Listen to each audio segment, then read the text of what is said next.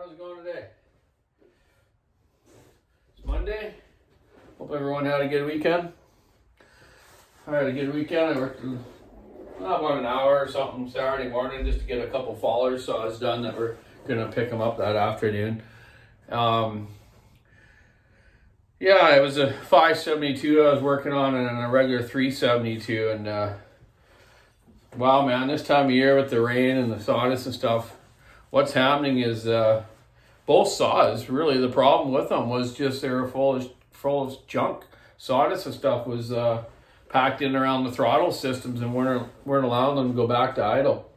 The 572, each new one I'm doing now, I'm going to carve out underneath the throttle trigger where the mushy pulp, I call it, or sawdust, fine dust, and it mixes with the rain, it gets these clumpy stuff in there. So I'm going to clean that area or carve the bottom of it out a bit and part of the trigger so the stuff won't lay in there and get caught up and hold the throttle open. What happens with the auto-tune saws and even the Amtronics, if that's doing that, it doesn't give the sensor, the throttle positioning sensor, the right readings and whatnot, eh? I think anyways, because it won't return to idle. So it gives you a code. So, you know, it could be because of an air leak or I just found the throttle so far. So both of them were the same way. The 372 I just cleaned out. I thought it was the throttle cable, but it wasn't. So yeah, I just went in and helped out and got those going for them, just for those fallers, a couple friends of mine, Doug and Dave. So I did a big cleanup this morning. Got it a little nicer around here. Put up a whole bunch of the cylinders that were laying on the table down below. I got a cylinder for almost every model of saw you can think of. Old, new. There's even a 3120 that my dad was had converted into a reed valve. One of them went real good and that one scored, so it's no good. Yeah, just cleaned up my shelf here a bit. Put away some of the stuff. And yeah, so productive morning. I can be a bit messy, but I'm busy, so it's hard to keep up on it. Gonna do 4 3120s right now. Degree wheel them all later on, once I get them close with my jig, to make sure that they haven't changed, but I don't think they have. Gonna do 4 372X torques, and get them out to the fine customers. And had a little surprise, came in the Husky parts on Friday. I got my first husqvarna 592, which is going to be a new model. I've seen the saw, I've ran the saw.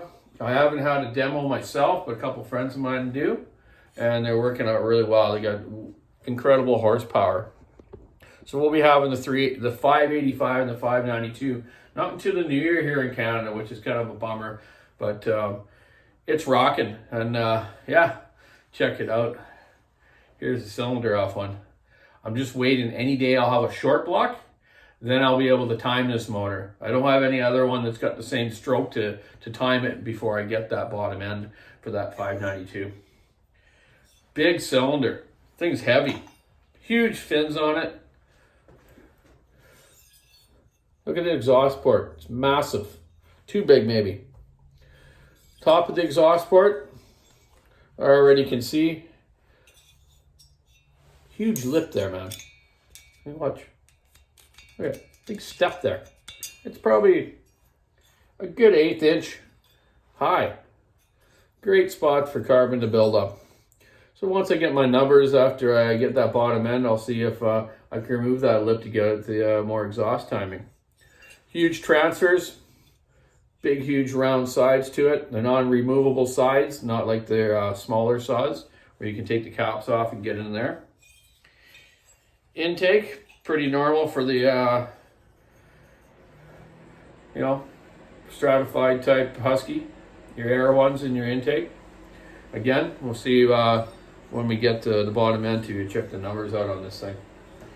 Beautiful cylinder though, really nice. It also comes with obviously the piston, and comes with a new base gasket, top end bearing, and the circlips. The piston I see is they've changed a bit from let's say the 572. This piston looks more like the 550 Mark II, which has got a couple more ports right here, which almost look like they're for cooling. It's kind of funny how that works. Yeah. But anyways, that little 550 Mark II, like you see Dino Joe, which is a new guy I've been talking to on YouTube. Check out his videos. Dino Joe, he's been doing a lot of dyno runs with 50cc saws and 90cc saws. And it makes me jealous because I don't have my dyno running right now, but I'll get back at her soon. I'm just waiting for some hardware for it. Not that I'm going to be doing a lot of videos with it, but we'll see. I've already had my dyno for years. I know what stuff worked like years ago, and I got a pretty good baseline with everything. But we'll show you later on. So Dino Joe, yeah, good job on that stuff. I believe he's ran a 592, and you can see the horsepower difference in torque to the 592 versus 661, 660, and maybe the 500 he did too. I'm not sure. Anyways, yeah, so can't wait. I want to be on top of these for our market here, because our market here is long bars and big wood. And I think they're going to work good. Their auto tune is getting better all the time. At first, had issues with the 575, 576s, which were the first generations. So hopefully they're all going to be good. So at my dad's the other day, I think I was talking to you about some of his old 850 McCulloughs. I found one there that I seen on his shelf. Was one of his old racing saws, the old obstacle pole saws. He used to take these 850 McCulloughs and 81s, chop the tank off the top, use the oil reservoir as a gas tank, bore out the carburetor and port it, and a little bit of ignition timing as well with the electronic coil that they came with. This thing's been sitting for some time. I don't think the motor's wrecked on it. Just some pieces are missing. But me and Buckin are going to do a little deal and take this apart and measure it up and see what my dad did years ago. There's not a ton you can do with the old McCulloughs, like 1010s and 850s. There's not a lot of room, and you can't like mill the base down because it's like a clamshell motor, right? So you can't like give it any more compression unless you weld the head up and recut it, and that's just a lot of work, and you really need to do that. So you know what, I'm just interested to see what my dad used to do. He never wrote stuff down years ago. It was all trial and error. Sometimes he wrote stuff down. There's a few books he has that has some stuff in it. So me and Buckin will take that apart, and I have another 850 that actually I'm going to do up for myself, and I will probably send it to the specs that's on this after I check it out. So yeah, I'm looking forward to doing that with Buck and Billy, and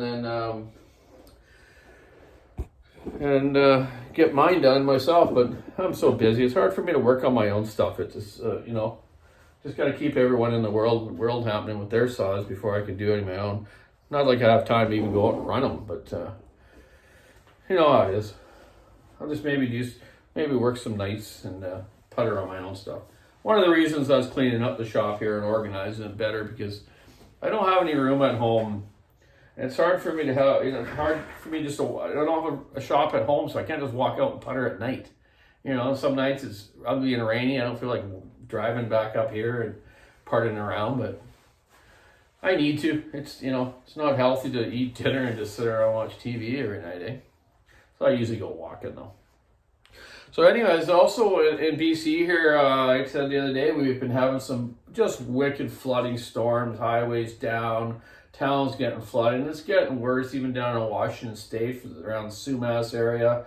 Poor people are all on evacuation, so I want to give a big shout out to the Defense Department that's been deployed about 500 or 600 Army people to help, sandbagging and all that, and all the communities helping together, construction companies, you name it. Everyone's really pulling together and working it, So good luck to them all over there. We're having a little bit of flooding here too, but nothing like the Fraser Valley, and It's a shame, like I said before, a lot of agriculture stuff there, farms, chickens, animals, eggs, you know, everything.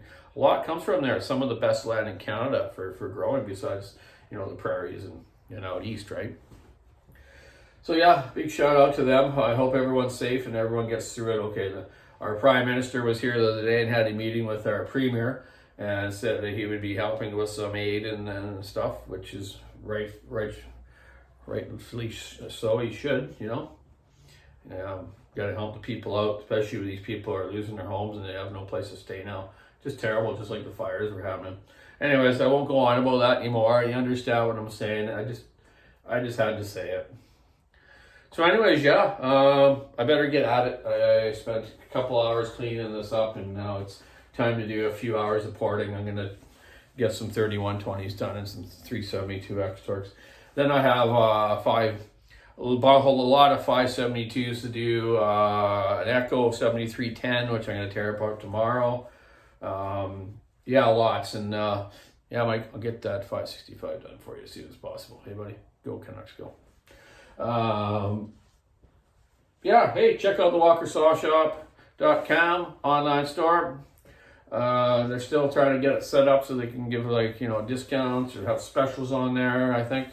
But overall, everyone's doing really good with it. Thanks for shopping on there if you have been. And hey, keep your saw in the wood. Have a great week, man. Stay dry.